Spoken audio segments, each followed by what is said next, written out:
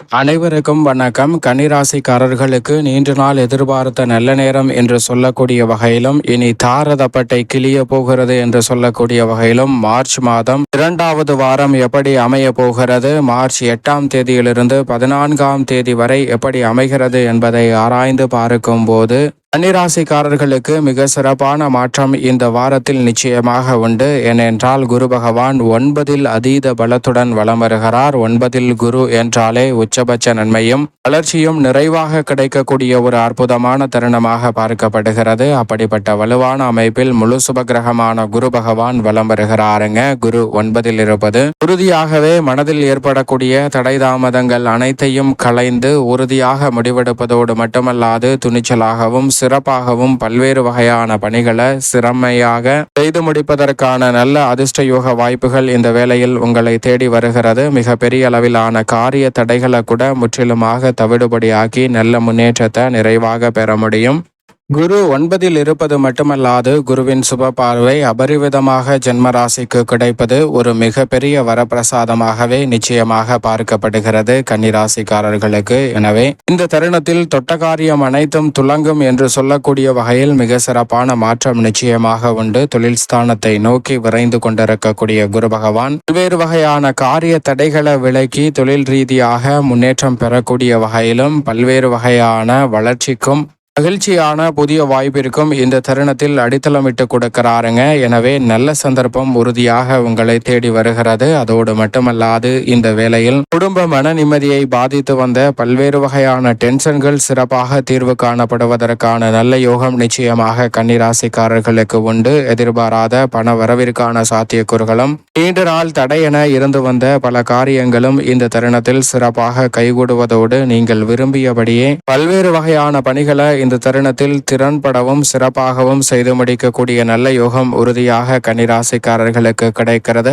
இந்த தருணத்தில் பிள்ளைகளின் ஆசைகளை நிறைவேற்றுவீங்க. குடும்ப உறுப்பினர்களின் ஆசையை கேட்டு நிறைவேற்றுவதால் இரட்டிப்பான மகிழ்ச்சி உறுதியாகவே கன்னிராசிக்காரர்களுக்கு உண்டு. 9ஆம் இடத்தில் இறுதி தருவாயில் வலுவாக வலம் வரக்கூடிய இந்த வேலை என்பது மிக பெரிய அளவில் அசாதாரண காரியம் என்று நினைத்த காரியங்கள் கூட இந்த தருணத்தில் தடை தாமதம் இல்லாமல் சிறப்பாக செய்து முடிப்பதற்கான நல்ல சூழல் நிறைவாக உங்களை தேடி வருகிறது. எனவே கன்னிராசிக்காரர்கள் இந்த வேலையை சரியாக பயன்படுத்திக் கொள்ளுங்கள். மிக பெரிய அளவிலான தடை விலகுவதோடு மட்டுமல்லாது கணவன் மனைவிக்கிடையே இருக்கக்கூடிய கருத்து வேறுபாடுகள் நீங்கும். கணவன் மனைவிக்கிடையே அன்பும் அந்யோன்யமும் அதிகரிக்கக்கூடிய ஒரு சிறந்த தருணமாக நிச்சயமாக பார்க்கப்படுகிறது. குடும்ப உறுப்பினர்களுக்கிடையே இருந்த தேவையற்ற கருத்து மோதல்கள் விலகி ஒற்றுமை பிறக்கும். நவகிரகங்களிலே வலிமை வாய்ந்த குரு பகவானின் அமைப்பு இப்படி மிகவும் சாதகமாகவும் அதீத நன்மையை அள்ளி கொடுக்கக்கூடிய அமைப்பில் இருக்கும்போது மற்றொரு மிக முக்கியமான கிரகமாக பார்க்கக்கூடிய சனி பகவானின் அமைப்பு அபரிவிதமான நன்மையை கன்னிராசிக்காரர்களுக்கு அள்ளி கொடுக்கக்கூடிய வகையில் உள்ளது. ஏனென்றால் 6ல் ஆட்சி பலம் பெற்றிருக்கிறார். முழுமையாக ஆட்சி பலம் பெற்று இறுதி தருவாயில் இருக்கிறாருங்க. இன்னும் சில வாரங்களில் சப்தமத்தில் நுழைவதற்கு முன் உறுதியாகவே உத்தியோகம் சார்ந்த பணிகளில் தொழில் சார்ந்த விஷயங்களில் நிரந்தர வருவாய் நிரந்தரமாக பல நல்ல வாய்ப்புகளை உங்களுடைய வாழ்வில் ஏற்படுத்தி கொடுப்பதற்கான நிச்சயமான சூழலை கன்னிராசிக்காரர்களுக்கு அபரிவிதமாக உருவாக்கி கொடுக்கிறாருங்க சனி. ஏனென்றால் சனி மட்டும் அங்கு அமர்ந்திருக்கவில்லை. அவர் ஆட்சி பலம் பெற்று யோகஸ்தானத்தில் இருக்கும் போது அவருடன் இணைந்து சூரியனும் அந்த இடத்தை வலு சேர்க்கிறாருங்க. சூரியனும் யோகஸ்தானத்தில் அமர்ந்திருப்பது உறுதியாகவே இரட்டிப்பு நன்மையை கன்னிராசிக்காரர்களுடைய வாழ்வில் அள்ளி கொடுப்பதற்கான முதன்மையான சந்தர்ப்பத்தை நிச்சயமாக ஏற்படுத்தி கொடுக்கிறது. எனவே கன்னிராசிக்காரர்களுக்கு இந்த தருணத்தில் தசாபத்திகள் வலுவாக இருப்பின் நிரந்தர வேலை வாய்ப்பு கிடைப்பது உள்ளிட்ட பல பணிகளை திறன்பட செய்து முடிப்பதற்கான நல்ல யோகம் நிச்சயமாக உண்டு. தொழில்துறை வியாபாரத்துறையில் அபிவிருத்தி காணக்கூடிய அளவிற்கு மிகவும் அற்புதமான வளர்ச்சியை சந்திக்க முடியும். சனி மற்றும் சூரியன் இணைந்து யோகஸ்தானத்தை வலுப்படுத்துவதால் தொழில் ரீதியாக இருந்து வந்த வர்த்தக ரீதியான பிரச்சனைகள் கட்டுக்குள் வரும். வர்த்தக ரீதியாக முன்னேற்றத்தை பெறக்கூடிய வகையில் லாபத்தை உயர்த்தி கொள்ளக்கூடிய வகையில் பல வாய்ப்புகள் மிகவும் கனகச்சிதமாக கைகூடும். கடன் சார்ந்த தொல்லைகள் உள்ளிட்ட பல சிரமங்கள் இந்த தருணத்தில் உறுதியாகவே விலகி நல்ல முன்னேற்றத்தை கன்னிராசிக்காரர்களுக்கு ஏற்படுத்தி கொடுக்கிறது.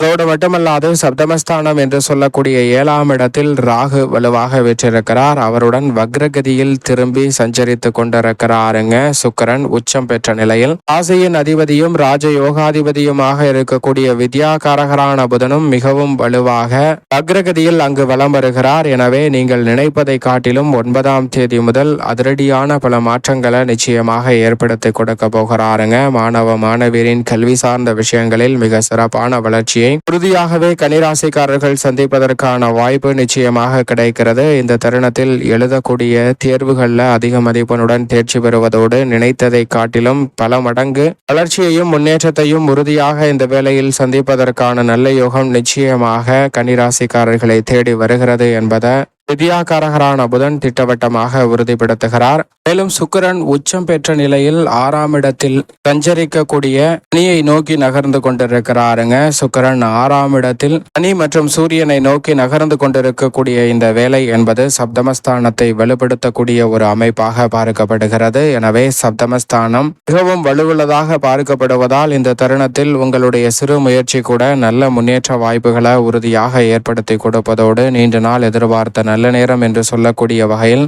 பல்வேறு வகையான காரிய தடைகள், தடை தாமதங்கள், சிக்கல்கள் போன்றவை இந்த தருணத்தில் முற்றிலுமாக கலைத்துறை அரசியல் சார்ந்த பணிகளில் நிச்சயமாக விலகும். வீண் விரைய ஆடம்பர செலவுகளை தவிர்த்து திறன்படவும் திட்டமிட்டும் செயல்படுத்துவதற்கான நல்ல யோகம் கன்னிராசிக்காரர்களுக்கு நிறைவாக கிடைப்பதால் மிகப்பெரிய அசாதாரண காரியங்களை கூட எளிதாக செய்து முடித்து அதன் பலனை நிறைவாக பெற முடியும். கட்சியிலும் சரி மக்கள் மத்தியிலும் செல்வாக்கு அதிகரிக்கும். மிக சாதாரணமாக மிக பெரிய அளவிலான பணிகளை செய்து முடிப்பதால் அவற்றிற்கு பாராட்டும் அங்கீகாரமும் உரிய முறையில் உங்களை தேடி வரும். உங்களது திறமை என்னவோ அதற்கான வாய்ப்பு இந்த வேளையில் மிகவும் சிறப்பாக அமைய போகிறது என்பதை சுக்கிரன், ராகு மற்றும் ராசியின் உச்ச அதிபதியாகவும் இருக்கக்கூடிய புதன் உறுதிப்படுத்துகிறார். இந்த 3 கிரகநிலைகளும் 7இல் அமர்ந்து 6ஐ நோக்கி நகர்வது அற்புதமான மாற்றத்தை உறுதியாகவும் நிறைவாகவும் அள்ளி கொடுக்கிறது. எனவே சரியாக இந்த வேலையை திட்டமிட்டு பயன்படுத்திக் கொள்ளுங்கள். அதோடு மட்டுமல்லாது சந்திரன் லாபத்தில் ஆட்சி பலம் பெற்றிருக்கிறார். அதற்கு பிறகு விரயம், ஜென்மம், தனம் என